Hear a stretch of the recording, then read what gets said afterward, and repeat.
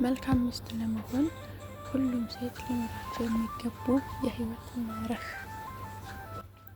ሴት ሆይ በምንም ምክንያት ባልሽ ላይ ጮክ ብለሽ አትናገሪ፣ ምክንያቱም ባል ላይ መጮህ የመናቅ ምልክት ነውና። መጽሐፈ ምሳሌ ምዕራፍ 15 ከቁጥር 1። የባልሽን ድክመት ለቤተሰቦችሽ ሆነ ለጓደኞችሽ ከቶም አታጋልጪ፣ ምክንያቱም መልሶ ወደ አንቺ ነገሩ ይመጣልና አንቺ የእያንዳንዶቹ ነገሮች ጠባቂ ነሽና።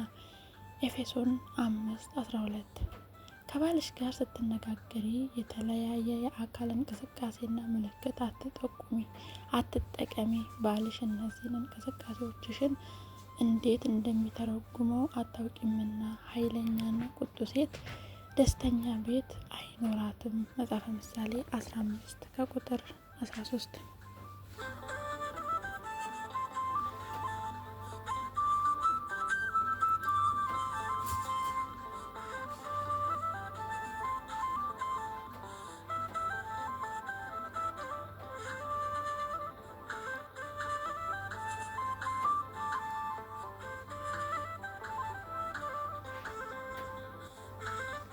ባልሽን በፍጹም ከሌሎች ወንዶች ጋር አታመሳሲው። የሌሎች ወንዶች ህይወት ምን እንደሆነ ከባልሽ በቀር አታውቂምና። ባልሽን ከሌሎች ጋር በማነጻጸር በራስ መተማመኑን ከነጠቅሽው ላንቺ ያለውን ፍቅር ከልቡ ያጠፋዋል። የባልሽ ጓደኞች ህመም አታስታሚ፣ ምክንያቱም ታጫቸዋለሽና።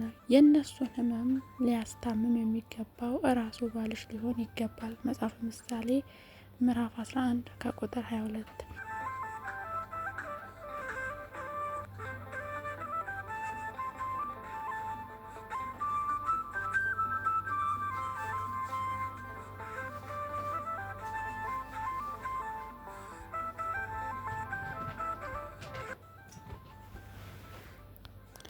ባልሽ ወዶሽ እንዳገባሽ እንዳትረሽ።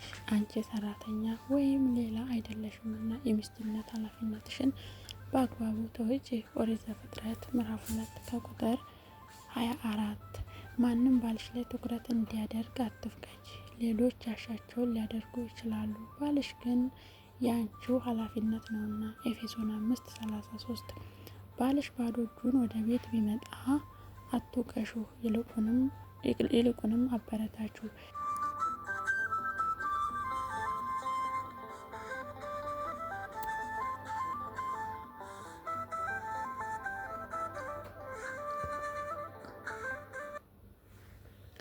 ከቶም አባካኝ አትሁኚ። የባልሽ ላብ የማያባክኑት እጅጉን ውድ ነውና። ለባልሽ በአደባባይ መልስ አትስጪው። እሱ በአደባባይ ተናግሮሽ ቢሆንም እንኳ ነገሩን በልብሽ ያዡ። መጽሐፈ ምሳሌ ምዕራፍ 31 ከቁጥር 13። ባልሽ ላይ በልጆቻችሁ ፊት አትቆጪው፣ ብልህ ሴት ይህንን አታደርግምና። ኤፌሶን 4 ከቁጥር 31። ባልሽ በሚሰነዳዳበት ጊዜ ታሰማምሪውና የሚያስፈልገውን ታሟይለት ዘንድ አትዘንጊ። ምሳሌ 12:4። ጓደኞችሽ ለባልሽ እጅግ እንዲቀርቡት አታድርጊ። በመዋቢያና በመታጠቢያ ክፍልሽ ከቶ አትቸኩይ፣ ውበትሽን ጠብቂ። ባልሽ በሌሎች ቆነጃጅት ተከቦ ሊውል ስለሚችል እንዳይሰናከል ሁሌም ውብ ሁኚ። አንደኛ ሳሙኤል ምዕራፍ 25 ከቁጥር 30። ወላጆችሽ ወይም ቤተሰቦችሽ ወይም ጓደኞችሽ የህይወትሽ ወሳኝ እንዲሆኑ አትፍቀጅላቸው። እነሱ ስላንቺ ትዳር ውሳኔ እንዲሰጡ አትጠብቂያቸው። ማድረግ ካለብሽ ካለማንም ጣልቃ ገብነት በራስሽ አድርጊው። የሉቃስ ወንጌል ምዕራፍ 21 ከቁጥር 16።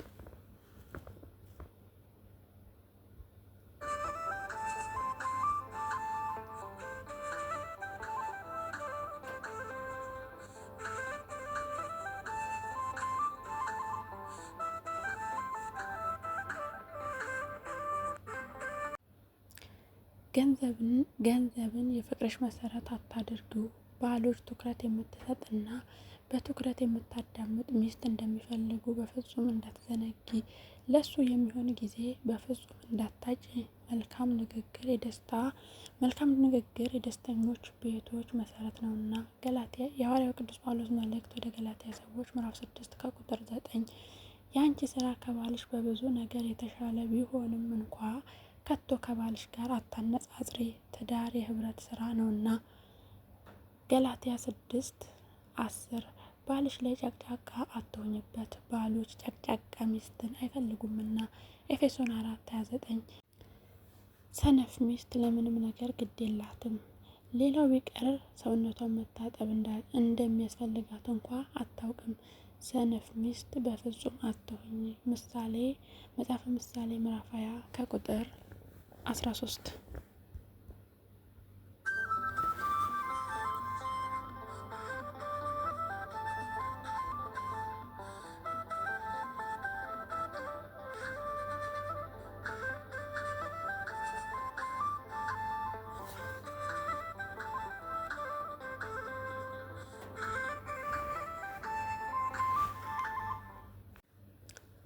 ባልሽ በጥሩ ሙያ የተሰራ ምግብ የሚወድ ስለሚሆን በጥሩ ሙያ የተሰራ ምግብ ስሪለት። ባል በምግብ ቀልድ አያውቅምና።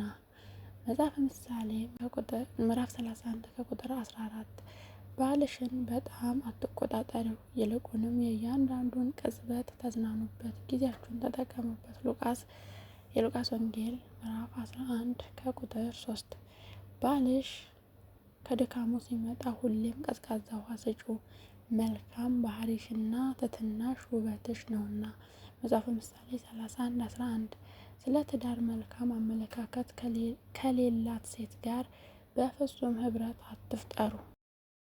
ስለ ትዳር መልካም አመለካከት ከሌላት ሴት ጋር በፍጹም ህብረት አትፍጠሩ።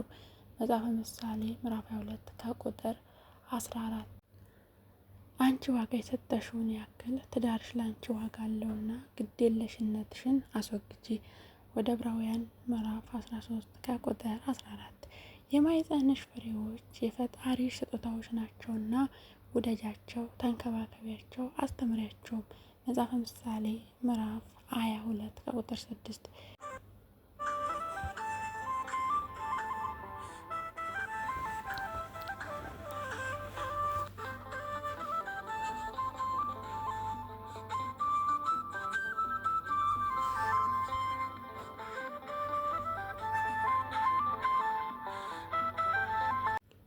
ቤትሽን ለማስተዳደር ሁሌም አታረጅምና መቼም ቢሆን ለቤተሰቦችሽ ያለሽ እንክብካቤ አይቀንስ። መጽሐፈ ምሳሌ 31 ከቁጥር 28 የምትጸልይም የምትጾምም ሚስት ሁሌም ጠንካራ ሚስት ናትና ሁሌም ስለ ባልሽና ስለ ቤተሰቦችሽ ስለ ልጆችሽ ጸልይ።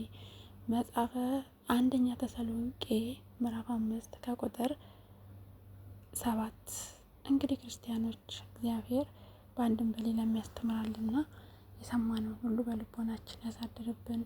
ሴቶች እህቶቻችን እንግዲህ እንደሚገባ ለኑሯችን፣ ለቤታችን፣ ለሕይወታችን እንዴት መሆን እንዳለብን መጽሐፍ ቅዱስ በዚህ መልኩ ይናገራል። ከብዙ በጥቂቱ ነው። እነዚህን ጥቅሶች እየያዛችሁ እየገባችሁ መጽሐፍት ውስጥ እያነበባችሁ ራሳችሁን እየመረመራችሁ ለባሎቻችሁ እንዴት መገዛት እንዳለባችሁ፣ ብቁ ሚስት እንዴት መሆን እንዳለብን እንዲሁም ለልጆቻችን፣ ለቤተሰቦቻችን፣ በዙሪያችን ላሉ ሰዎች ሁሉ እንዴት መሆን እንዳለብን መጽሐፍ ቅዱስ ይነግረናል እና በእግዚአብሔር ቃል ራሳችንን እናንጽ እላለሁ። ይህ ቪዲዮ ከወደዳችሁ ከተመቻችሁ ሰብስክራይብ በማድረግ ቤተሰቡ ነኝ።